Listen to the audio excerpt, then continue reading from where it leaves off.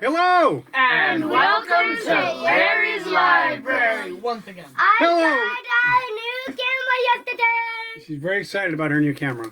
Welcome to Larry's Library. Back for Christmas 2020. Sorry, something popped up blocking my view. Back for Christmas 2020. We'll be reading A Christmas Carol between now and Christmas Eve. So we'll do about 1/5 of it. There are 5 staves, which are sections. We'll read Stave One tonight.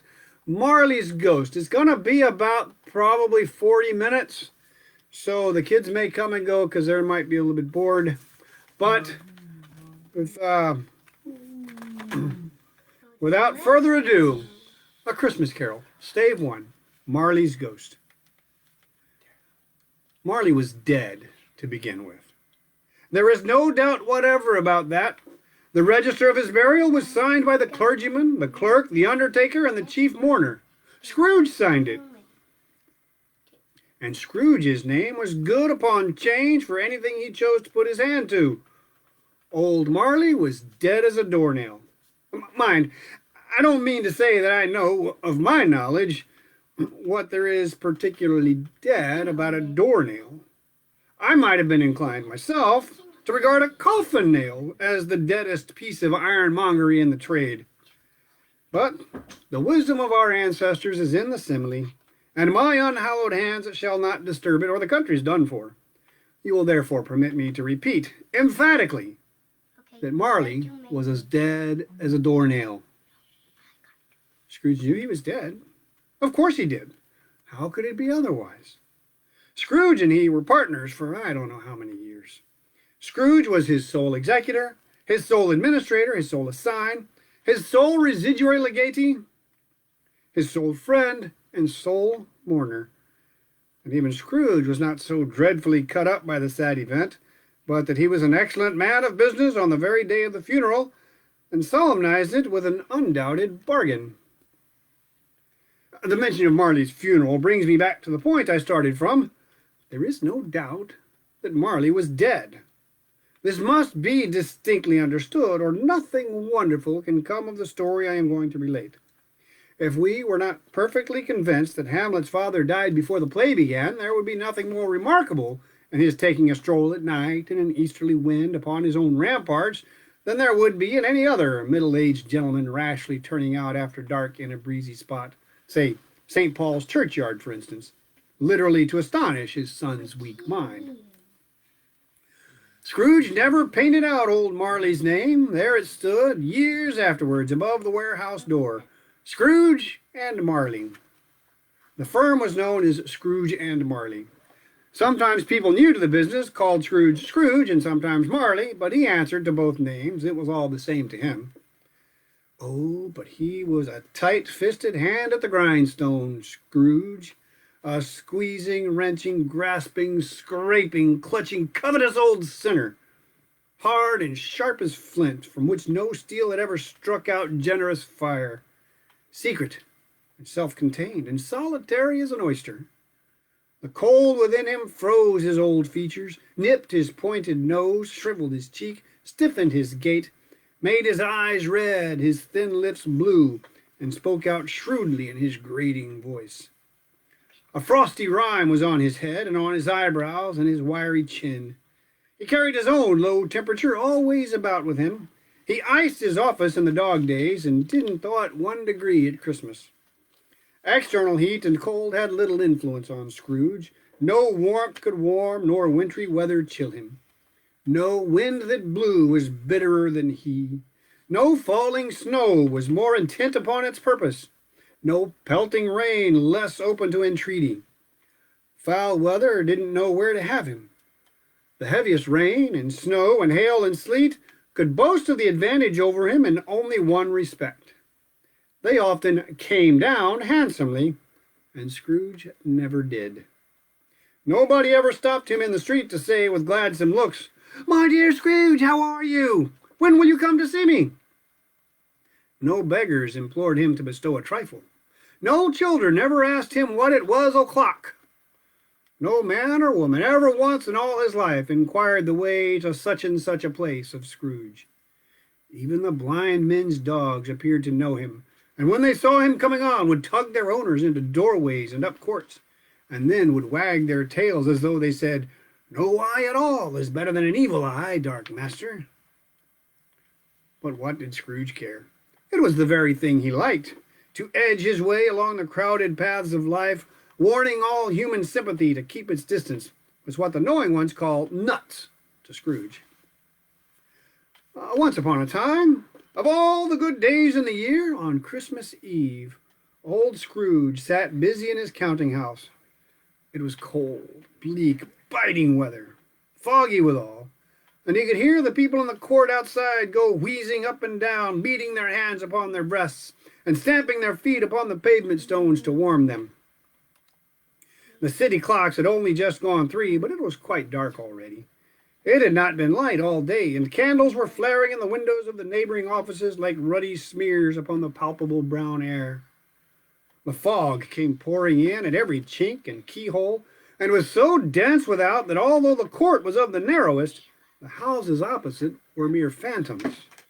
To see the dingy cloud come drooping down, obscuring everything, one might have thought that nature lived hard by and was brewing on a large scale. The door of Scrooge's counting house was open that he might keep his eye upon his clerk, who, in a dismal little cell beyond, a sort of tank, was copying letters. Scrooge had a very small fire, but the clerk's fire was so very much smaller that it looked like one coal. But he couldn't replenish it, for Scrooge kept the coal box in his own room, and so surely as the clerk came in with the shovel, the master predicted that it would be necessary for them to part. Wherefore the clerk put on his white comforter and tried to warm himself at the candle, in which effort, not being a man of strong imagination, he failed. "A Merry Christmas, Uncle! God save you!" cried a cheerful voice. It was the voice of Scrooge's nephew, who came upon him so quickly that this was the first intimation he had of his approach. "Bah!" said Scrooge. "Humbug!" He had so heated himself with rapid walking in the fog and frost, this nephew of Scrooge's, that he was all in a glow. His face was ruddy and handsome, his eyes sparkled, and his breath smoked again. "Christmas a humbug, Uncle," said Scrooge's nephew. "You don't mean that, I am sure." "I do," said Scrooge. "Merry Christmas! What right have you to be merry? What reason have you to be merry? You're poor enough." "Come then," returned the nephew gaily. "What right have you to be dismal? What reason have you to be morose? You're rich enough." Scrooge, having no better answer ready on the spur of the moment, said, "Bah!" again, and followed it up with, "Humbug!" "Don't be cross, Uncle," said the nephew. "What else can I be?" returned the uncle, "when I live in such a world of fools as this? Merry Christmas! Out upon Merry Christmas! What's Christmas time to you but a time for paying bills without money? A time for finding yourself a year older, but not an hour richer? A time for balancing your books and having every item in them through around a dozen of months presented dead against you? If I could work my will," said Scrooge indignantly, "every idiot who goes about with Merry Christmas on his lips should be boiled with his own pudding and buried with a stake of holly through his heart, he should." "Uncle!" pleaded the nephew. "Nephew!" returned the uncle sternly. "Keep Christmas in your own way, and let me keep it in mine." "Keep it?" repeated Scrooge's nephew. "But you don't keep it." "Let me leave it alone, then," said Scrooge. "Much good it may do you, much good it has ever done you." "There are many things from which I have derived good by which I have not profited, I dare say," returned the nephew. "Christmas among the rest. But I am sure I have always thought of Christmas time, when it has come around, apart from the veneration due to its sacred name and origin, if anything belonging to it can be apart from that, as a good time, a kind, forgiving, charitable, pleasant time, the only time I know of in the long calendar of the year, when men and women seem by one consent to open their shut-up hearts freely, and to think of people below them as if they really were fellow passengers to the grave, and not another race of creatures bound on other journeys. And therefore, Uncle, though it has never put a scrap of gold or silver in my pocket, I believe that it has done me good, and will do me good, and I say, God bless it." The clerk in the tank involuntarily applauded, becoming immediately sensible of the impropriety. He poked the fire and extinguished the last frail spark forever. Let me hear another sound from you, said Scrooge, and you'll keep your Christmas by losing your situation. You're quite a powerful speaker, sir, he added, turning to his nephew. I wonder you don't go into Parliament. Don't be angry, Uncle. Come on, dine with us tomorrow. Scrooge said that he would see him. Yes, indeed he did. He went the whole length of the expression and said that he would see him in that extremity first. But why? Cried Scrooge's nephew. Why? Why did you get married? Said Scrooge. Because I fell in love. Because you fell in love, growled Scrooge, as if that were the only one thing in the world more ridiculous than a Merry Christmas. Good afternoon. Nay, Uncle, but you never came to see me before that happened. Why give it as a reason for not coming now? Good afternoon, said Scrooge. I want nothing from you. I ask nothing of you. Why cannot we be friends? Good afternoon, said Scrooge. I am sorry with all my heart to find you so resolute. We have never had any quarrel to which I have been a party, but I have made the trial in homage to Christmas, and I'll keep my Christmas humor in the last. So, a Merry Christmas, Uncle.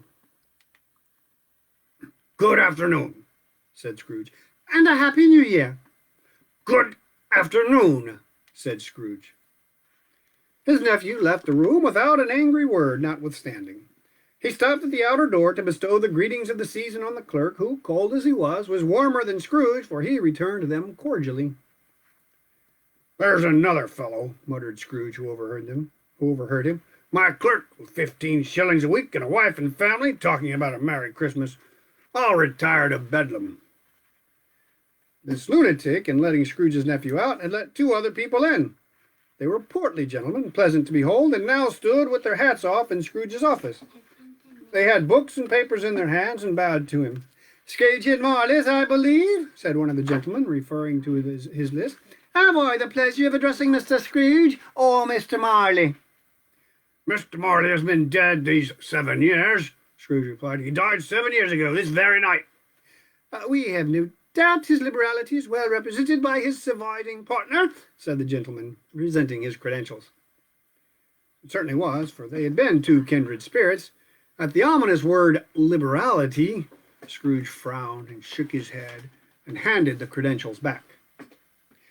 At this festive season of the year, Mr. Scrooge, said the gentleman, taking up a pen, it is more than usually desirable that we should make some slight provision for the poor and the destitute, who suffer greatly at the present time. Many thousands are in want of common necessaries. Hundreds of thousands are in want of common comforts, sir. Are there no prisons? Asked Scrooge. Oh, plenty of prisons, said the gentleman, laying down the pen again. And the union workhouses? Demanded Scrooge. Are they still in operation? Oh, they are still, returned the gentleman. I wish I could say they were not.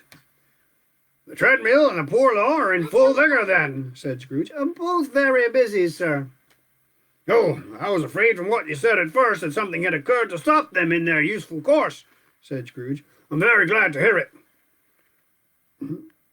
Under the impression that they scarcely furnish Christian cheer of mind or body to the multitude, returned the gentleman, a few of us are endeavoring to raise a fund to buy the poor some meat and drink and means of warmth. We choose this time because it is a time of all others when want is keenly felt and abundance rejoices. What shall I put you down for? Nothing, Scrooge replied. You wish to be anonymous. I wish to be left alone, said Scrooge. Since you ask me what I wish, gentlemen, that is my answer. I don't make merry myself at Christmas, and I can't afford to make idle people merry. I help to support the establishments I have mentioned. They cost enough, and those who are badly off must go there. Where's my charger for my camera? You are interrupting, Shall we? and I don't know where it is, so you have to worry about that later. Just put it down. And many can't go there, and many would rather die. If they would rather die, said Scrooge, they had better do it, and decrease the surplus population. Besides, excuse me, I don't know that. But you might know it, observed the gentleman. It's not my business, Scrooge returned. It's enough for a man to understand his own business and not to interfere with other people's. Mine occupies me constantly. Good afternoon, gentlemen.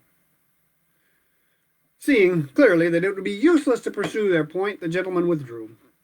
Scrooge resumed his labors with an improved opinion of himself and in a more facetious temper than was usual with him. Meanwhile, the fog and darkness thickened so that people ran about with flaring links, proffering their services to go before horses and carriages and conduct them on their way. The ancient tower of a church, whose gruff old bell was always peeping slyly down at Scrooge out of a Gothic window in the wall, became invisible, and struck the hours and quarters in the clouds, with tremulous vibrations afterwards, as if its teeth were chattering in its frozen head up there. The cold became intense. In the main street, at the corner of the court, some laborers were repairing the gas pipes and had lighted a great fire in a brazier, round which a party of ragged men and boys were gathered, warming their hands and winking their eyes before the blaze in rapture. The water plug being left in solitude, its overflowings sullenly congealed and turned to misanthropic ice.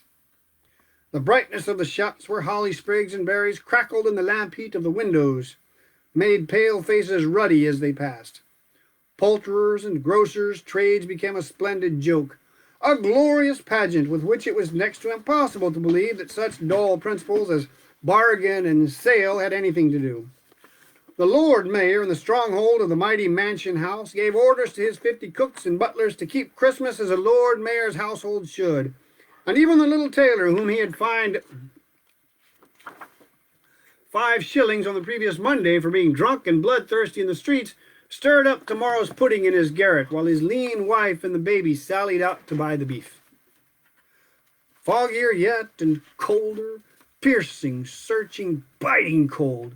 If the good St. Dunstan had but nipped the evil spirit's nose with a touch of such weather as that, instead of using his familiar weapons, then indeed he would have roared to lusty purpose. The owner of one scant young nose, gnawed and mumbled by the hungry cold, his bones are gnawed by dogs, stooped down at Scrooge's keyhole to regale him with a Christmas carol.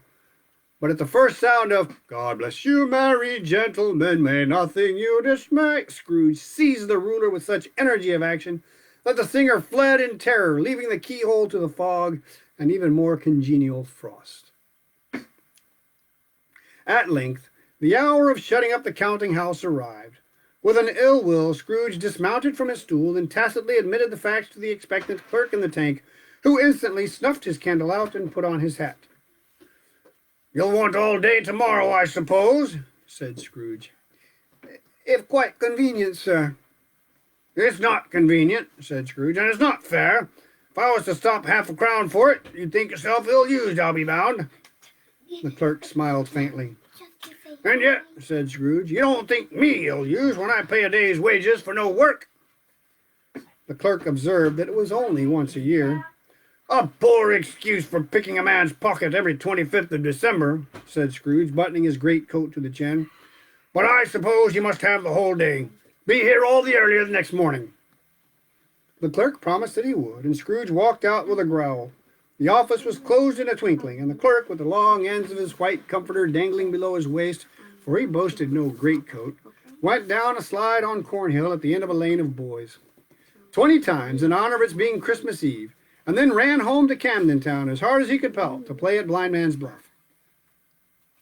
Scrooge took his melancholy dinner in his usual melancholy tavern, and having read all the newspapers and beguiled the rest of the evening with his banker's book, went home to bed. He lived in chambers which had once belonged to his deceased partner. They were a gloomy suite of rooms and a lowering pile of building up a yard, where it had so little business to be that one could scarcely help fancying it must have run there when it was a young house, playing at hide-and-seek with other houses, and have forgotten the way out again. It was old enough now and dreary enough, for nobody lived in it but Scrooge, the other rooms being all let out as offices. The yard was so dark that even Scrooge, who knew its every stone, was fain to grope with his hands. The fog and frost so hung about the black old gateway of the house that it seemed as if the genius of the weather sat in mournful meditation on the threshold.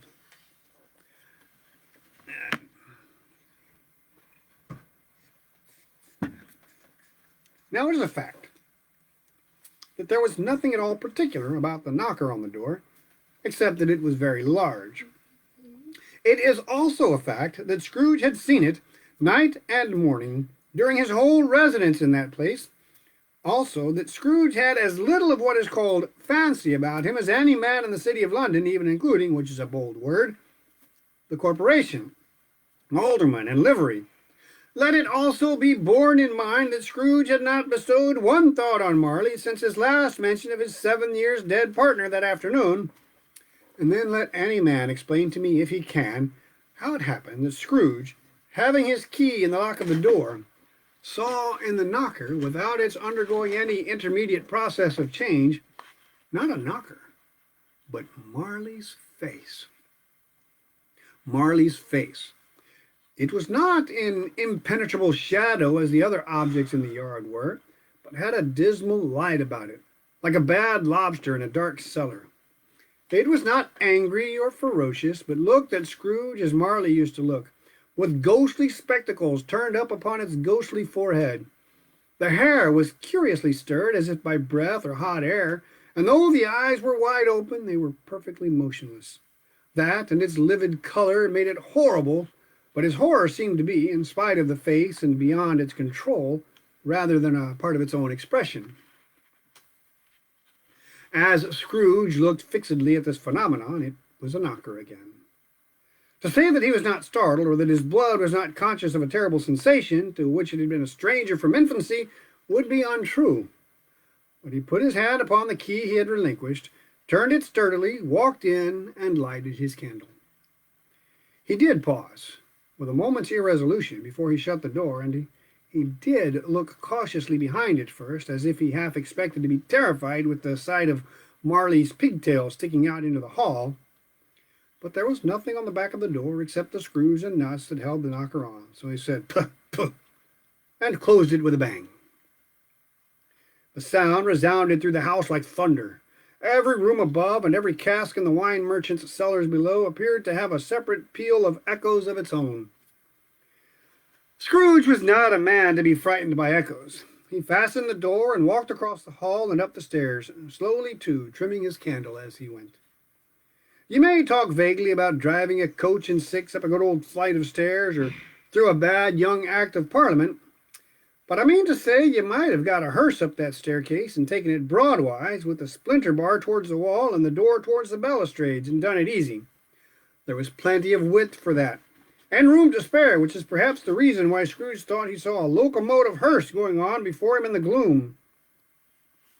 Half a dozen gas lamps out of the street wouldn't have lighted the entry too well, so you may suppose that it was pretty dark with Scrooge's dip. Up Scrooge went, not caring a button for that. Darkness is cheap, and Scrooge liked it. But before he shut his heavy door, he walked through his rooms to see that all was right. He had just enough recollection of the face to desire to do that. Sitting room, bedroom, lumber room, all as they should be. Nobody under the table, nobody under the sofa. A small fire in the grate, spoon and basin ready, and the little saucepan of gruel. Scrooge had a cold in his head. Upon the hob. Nobody under the bed, nobody in the closet, nobody in his dressing gown, which was hanging up in a suspicious attitude against the wall. A lumber room as usual. Old fire guard, old shoes, 2 fish baskets, washing stand on 3 legs, and a poker. Quite satisfied, he closed his door and locked himself in. Double locked himself in, which was not his custom. Thus secured against surprise, he took off his cravat, put on his dressing gown and slippers and his nightcap, and sat down before the fire to take his gruel. It was a very low fire indeed, nothing on such a bitter night. He was obliged to sit close to it and brood over it before he could extract the least sensation of warmth from such a dreadful handful of fuel. The fireplace was an old one, built by some Dutch merchant long ago, and paved all around with quaint Dutch tiles, designed to illustrate the Scriptures.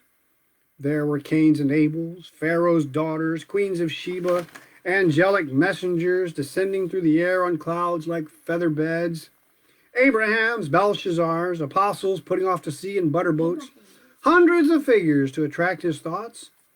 And yet, that face of Marley, 7 years dead, came like the ancient prophet's rod and swallowed up the whole. If each smooth tile had been a blanket at first, with a power to shape some picture on its surface from the disjointed fragments of his thoughts, there would have been a copy of old Marley's head on every one. "Humbug!" said Scrooge, and walked across the room. After several turns, he sat down again.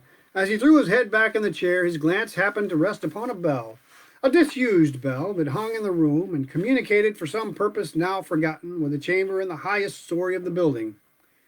It was with great astonishment and with a strange, inexplicable dread that as he looked, he saw this bell begin to swing.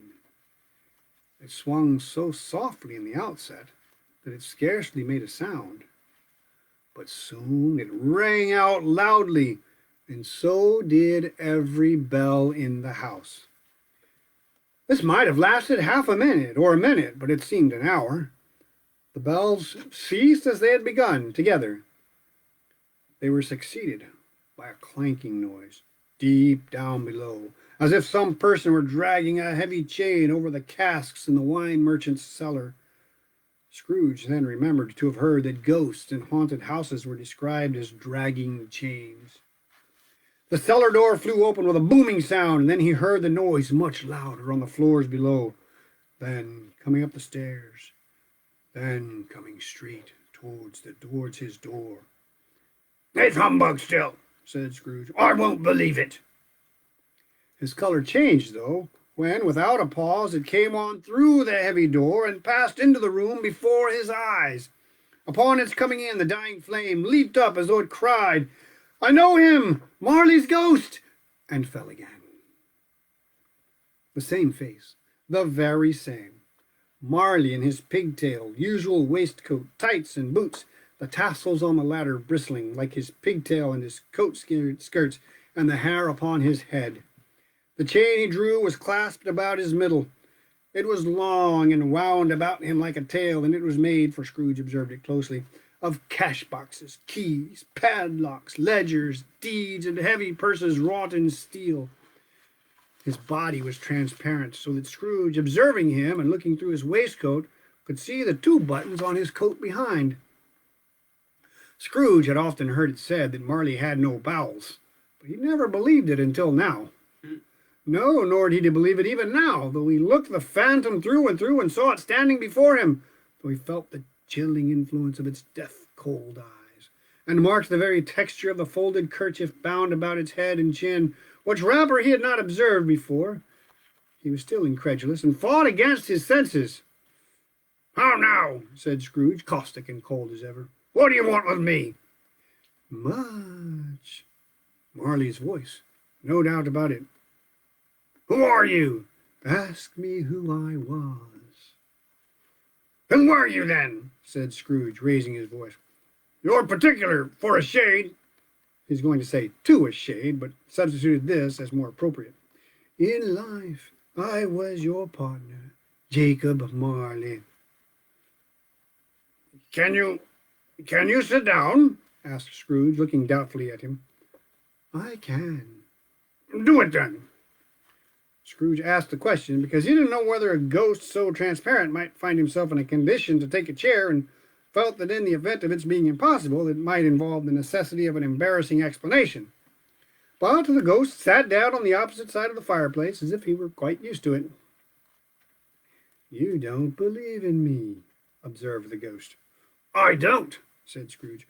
"What evidence would you have of my reality beyond that of your senses?" "I don't know," said Scrooge. "Why do you doubt your senses?"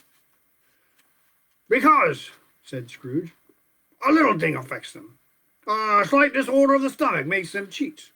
You may be an undigested bit of beef, a want of mustard, a crumb of cheese, a fragment of an underdone potato. There's more of gravy than of grave about you, whatever you are." Scrooge was not much in the habit of cracking jokes, nor did he feel in his heart by any means waggish then. The truth is that he tried to be smart as a means of distracting his own attention and keeping down his terror, for the spectre's voice disturbed the very marrow in his bones. To sit, staring at those fixed, glazed eyes in silence for a moment, would play, Scrooge felt, the very deuce with him. There was something very awful, too, in the spectre's being provided with an infernal atmosphere of its own. Scrooge could not feel it himself, but this was clearly the case. For though the ghost sat perfectly motionless, its hair and skirts and tassels were still agitated as by the hot vapor from an oven. You see this toothpick? Said Scrooge, returning quickly to the charge for the reason just assigned, and wishing, though it were only for a second, to divert the vision's stony gaze from himself. I do, replied the ghost. You're not looking at it, said Scrooge. But I see it, said the ghost, notwithstanding.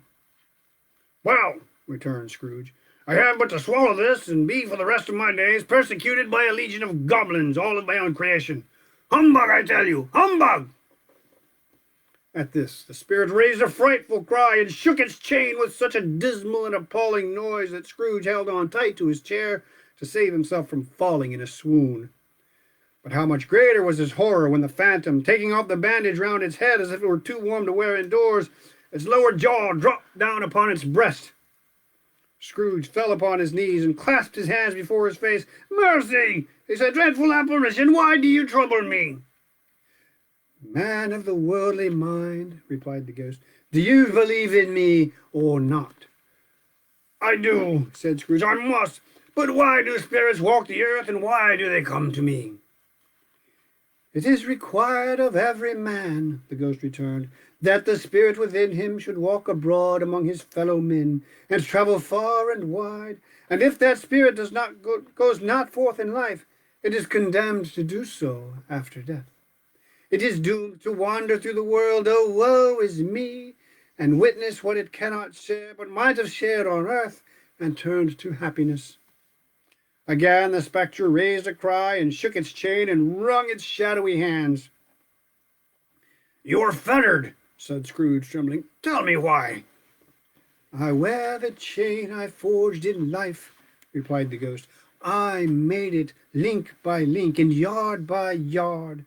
I girded it on of my own free will, and of my own free will I wore it. Is this pattern strange to you? Scrooge trembled more and more. Or would you know, pursued the ghost, the weight and length of the strong coil you bear yourself? It was full, as heavy, and as long as this 7 Christmas Eves ago. You have labored on it since. It is a ponderous chain. Scrooge glanced about him on the floor in the expectation of finding himself surrounded by some 50 or 60 fathoms of iron cable, but he could see nothing. Jacob, he said imploringly. Oh, Jacob Marley, tell me more. Speak comfort to me, Jacob. I have none to give, the ghost replied. It comes from other regions, Ebenezer Scrooge, and is conveyed by other ministers to other kinds of men. Nor can I tell you what I would. Very little more is all permitted to me. I cannot rest, I cannot stay, I cannot linger anywhere. My spirit never walked beyond our counting house. Mark me. In life, my spirit never roved beyond the narrow limits of our money-changing hole, and weary journeys lie before me. It was a habit with Scrooge, whenever he became thoughtful, to put his hands in his breeches pockets. Pondering on what the ghost had said, he did so now, but without lifting up his eyes or getting off his knees. You must have been very slow about it, Jacob, Scrooge observed in a businesslike manner, though with humility and deference. Just slow, the ghost repeated. 7 years dead, mused Scrooge, and traveling all the time? The whole time, said the ghost. No rest, no peace, incessant torture of remorse. You travel fast, said Scrooge. On the wings of the wind, replied the ghost. You might have got over a great quantity of ground in 7 years, said Scrooge. The ghost, on hearing this, set up another cry and clanked his chain so hideously in the dead silence of the night that the ward would have been justified in indicting it for a nuisance. "Oh, captive bound and double-ironed," cried the phantom, "not to know that ages of incessant labor by immortal creatures..." What?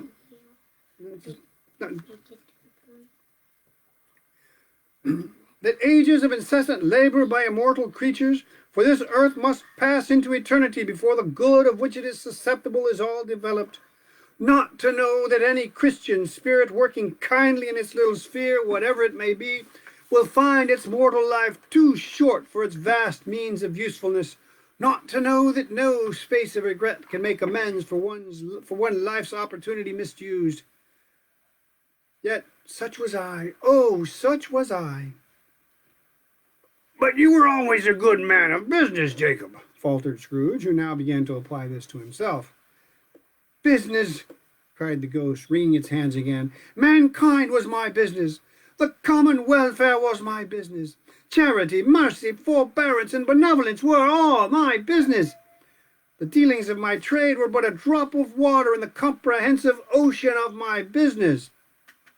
It held up its chain at arm's length, as if that were the cause of all its unavailing grief, and flung it heavily upon the ground again. At this time of the rolling year, the spectre said, I suffer most. Why did I walk through crowds of fellow beings with my eyes turned down, and never raise them to that blessed star which led the wise men to a poor abode?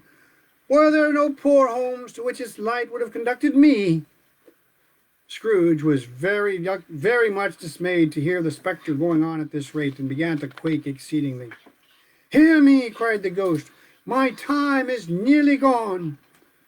I will, said Scrooge, but don't be hard upon me. Don't be flowery, Jacob, pray. How it is that I appear before you in a shape that you can see, I may not tell. I have sat invisible beside you many and many a day. It was not an agreeable idea. Scrooge shivered and wiped the perspiration from his brow. That is no light part of my penance, pursued the ghost. I am here tonight to warn you that you have yet a chance and hope of escaping my fate, a chance and hope of my procuring Ebenezer. You were always a good friend to me, said Scrooge. Thank you. You will be haunted, resumed the ghost, by 3 spirits. Scrooge's countenance fell almost as low as Jacob's had done. Is that the chance and hope you mentioned, Jacob? He demanded in a faltering voice. It is. I think I'd rather not, said Scrooge. Without their visit, said the ghost, you cannot hope to shun the path I tread. Expect the first tomorrow, when the bell tolls 1. Couldn't I take 'em all at once and have it over, Jacob? Hinted Scrooge. Expect the second on the next night at the same hour, the third upon the next night when the last stroke of 12 has ceased to vibrate. Look to see me no more, and look that for your own sake you remember what has passed between us. When it had said these words, the spectre took its wrapper from the table and bound it round its head as before. Scrooge knew this by the smart sound its teeth made when the jaws were brought together by the bandage. He ventured to raise his eyes again and found his supernatural visitor confronting him in an erect attitude with its chain wound over and about its arm. The apparition walked backward from him, and at every step it took, the window raised itself a little, so that when the spectre reached it, it was wide open. It beckoned Scrooge to approach, which he did. When they were within 2 paces of each other, Marley's ghost held up its hand, warning him to come no nearer. Scrooge stopped. Not so much in obedience as in surprise and fear, for on the raising of the hand he became sensible of confused noises in the air, incoherent sounds of lamentation and regret, wailings inexpressibly sorrowful and self-accusatory. The spectre, after listening for a moment, joined in the mournful dirge and floated out upon the bleak, dark night. Scrooge followed to the window, desperate in his curiosity. He looked out. The air was filled with phantoms, wandering hither and thither in restless haste, and moaning as they went. Every one of them wore chains like Marley's ghost. Some few, they might be guilty governments, were linked together. None were free. Many had been personally known to Scrooge in their lives. He had been quite familiar with one old ghost in a white waistcoat with a monstrous iron safe attached to its ankle, who cried piteously at being unable to assist a wretched woman with an infant whom it saw below upon a doorstep. The misery with them all was, clearly, that they sought to interfere for good in human matters, and had lost the power forever. Whether these creatures faded into mist, or mist enshrouded them, he could not tell. But they and their spirit voices faded together, and the night became as it had been when he walked home. Scrooge closed the window and examined the door by which the ghost had entered. It was double locked, as he had locked it with his own hands, and the bolts were undisturbed. He tried to say, "Humbug!" But stopped at the first syllable. And being, from the emotion he had undergone, or the fatigues of the day, or his glimpse of the invisible world, or the dull conversation of the ghost, or the lateness of the hour, much in need of repose, went straight to bed without undressing, and fell asleep upon the instant. And that's the end of Stave One. Stave Two, the first of the three spirits, we'll read tomorrow sometime between 7:30 and 8 after the Boy Scout meeting. This has been Larry's Library. Bye. Bye.